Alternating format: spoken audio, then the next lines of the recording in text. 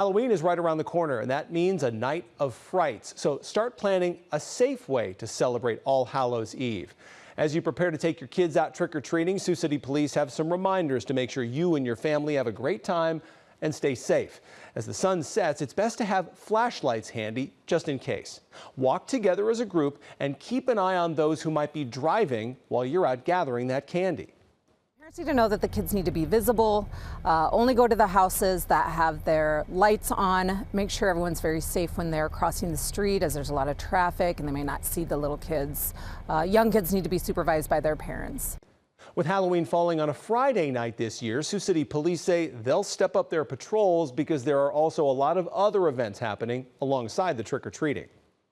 Drivers definitely need to be careful. There's a lot of things going on. On Friday, there's playoff games, there's football games, there's all sorts of things going on. So when they're driving, they need to make sure that they're slowing down because little kids might be jetting out into the street. Another tip for parents: when your night of candy collecting is over, parents, look over the treats that your kids collected and throw away anything that appears to be opened. For nearly